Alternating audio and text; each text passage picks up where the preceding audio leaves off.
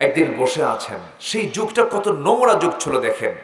রসুল সেই নোংরা যুগ থেকে বের করে আনলেন সাইয়েদনা আবু বকর, ওমর, ওসমান, আলীর মতো জগৎধন্য ব্যক্তিদেরকে। আল্লাহু আকবার বলেন।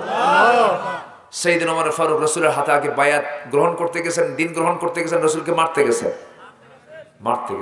মারতে গিয়ে পারেন নাই। তিনি পরাজিত হয়েছেন কোন কিতাবের কাছে? কোরআনের কাছে। তিনি হেরে গেছেন। কোরআন যখন তিনি পেয়েছেন আর পারলেন না, বরঞ্চ নবীর পায়ের কাছে তরবারি রেখে বললেন, ইয়া রাসূলুল্লাহ, আজকে থেকে আপনার যারা ক্ষতি করতে চাবে এই তরবারি তার ফয়সালা করে দেবে। আল্লাহু আকবার বলেন। একমাত্র পরিবর্তন হয়েছে এই কোরআন দিয়ে। এই কোরআনকে আমরা আত্মস্থ করার চেষ্টা করব, জোরে বলি ইনশাআল্লাহ। আমার নবীর সামনে এক সাহাবী কান্দে আর বলে, হুজুর আমি তো ঈমান এনেছি, কিন্তু আমার বুকে বড় দুঃখ। কি, তুমি কি করেছো বলো? সাহাবী বলছেন, হুজুর আমার কি সব গুনাহ মাফ হবে? অবশ্যই তোমার সব গুনাহ মাফ হয়ে গেছে তুমি দিন গ্রহণ করার জন্য। সব গুনাহ মাফ হলো, আমার মনে একটা গুনাহ মাফ হবে না। রাসূল বলেন, তুমি কি গুনাহ করেছো? হুজুর নিজের হাতে নিজের মেয়েকে খুন করেছি। আল্লাহর দয়াটা কত বড় দেখেন। তুমি খুন করেছো? হ্যাঁ খুন করেছি। কেমন করে খুন করেছো বলো? নবীর সামনে বসে গেলেন, হুজুর আমার স্ত্রীর পেটে যখন বাচ্চা 6 মাস বয়স, আমি বউটাকে বললাম, যাও তুমি তোমার বাবার ঘরে চলে যাও, সন্তান যদি ছেলে হয় নিয়ে আসবে, মেয়ে হলে পরে জীবন্ত পুঁতে হত্যা করবে, আমাকে বলার দরকারই নেই। কি জেহালাত ছিল সেই যুগে।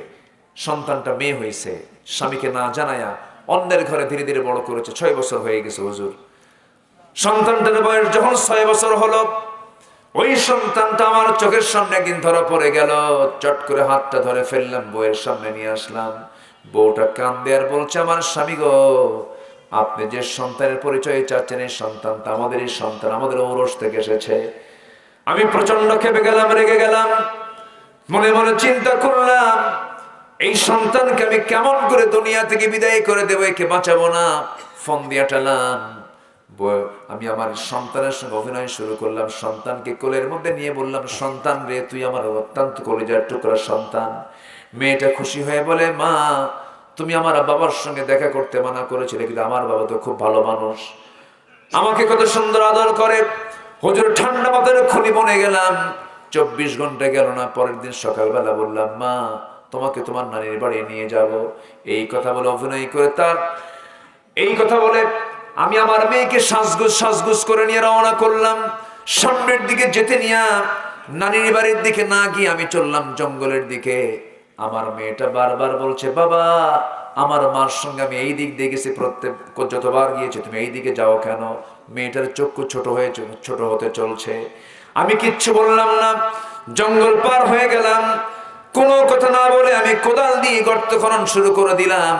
আমার মেয়েটা আস্তে করে বলছে, বাবা নানির বাড়ি কখন যাবে? আমি কিচ্ছু বললাম না, কোনো কিছুই বললাম না। চুপ মেরে মেরে গর্ত খনন শুরু করে দিয়েছে। গর্ত খনন শেষ হয়ে যাচ্ছে।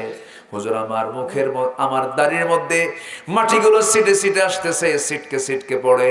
আমার মেয়েটা ছোট্ট নখ দিয়া হাত দিয়া খিরাল করে করে সেই মাটিগুলো সরাইয়া দেয় আর বলে, তুমি নানির বাড়ি কখন যাওয়া? কিচ্ছু বললাম না। আমার শরীরের ঝরা ঘামগুলো গামছা দিয়ে মুছে মুছে দিয়ে আর বারবার প্রশ্ন করে, বাবা নানির বাড়ি কখন যাবে? কিচ্ছু বললাম না। আমি আর ভিতরে এমন জেহালাত কাজ করেছে, এমন পাশবিকতা কাজ করেছে। মেয়েটাকে বললাম, মা দেখো তো গর্ত খননটা কেমন হয়েছে। মেয়েটা হুজুর একটা মুচকি হাসি মারলো, গর্তের কিনারায় গেল, দেখতে নিল। আমি পিছন দিকে চলে আসলাম। দিলের মধ্যে কোনো মায়া কাজ করলো না, পাষাণ হৃদয় হুজুর আমার। পিছন দিক থেকে এমন জোরে ধাক্কা মারলাম, এক ধাক্কায় বাচ্চাটা গর্তের মধ্যে পড়ে গিয়া চিত হয়ে দুটো হাত এক জায়গায় করে বলছে, বাবা বুঝতে পেরেছি আমার মার কথাই সত্য, তুমি আমাকে মারার জন্য আমি দুনিয়াতে মেয়ে হয়ে জন্ম নিয়েছি। বাবা তুমি আমাকে মেরে ফেলবে আমি জানি, কিন্তু আজকে একটা বারের জন্য তোমার কাছে করজোড়ে মিনতি জানাই, একটা বারের জন্য তুমি আমাকে বাঁচায় দাও। প্রয়োজনে ভিক্ষা করে খাবো, কিন্তু তোমার সামনে আমি আমার চেহারা কখনো দেখাবো না। হুজুরের দয়া হলো না, মায়া হলো না। দিল পরিমাণ কোনো মায়া মহব্বত কাজ করলো না। জেলাতের কারণে করলাম কি, হাতের মধ্যে পাথর নিলাম।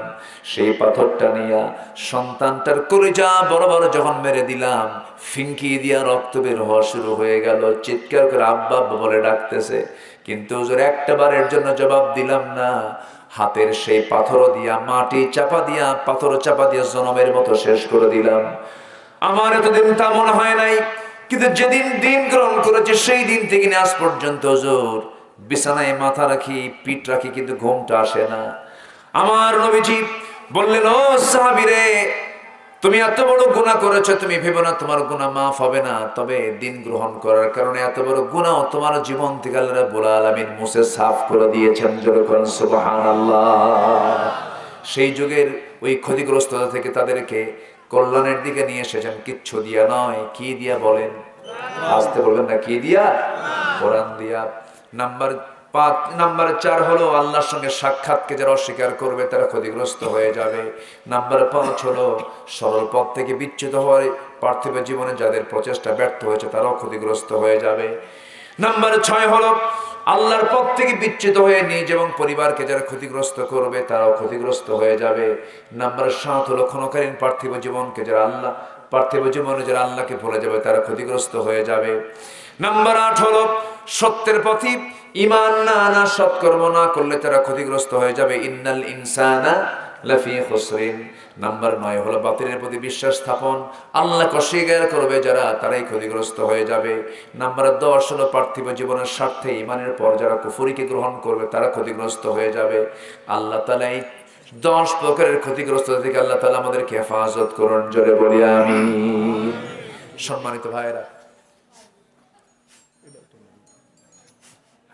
কিছু বলতে হবে? মাইকের অপারেটর কোথায়? মহিলাদের ওখানে এই মাইকের অপারেটর গেল কোথায়? চতুর্থ আসমান নাকি? আশ্চর্য কথা।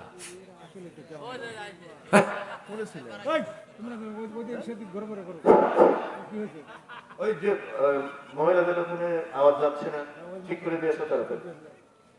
জি, বসো, কিছু লেগেছে, একটু মেহেরবানি করে বসো।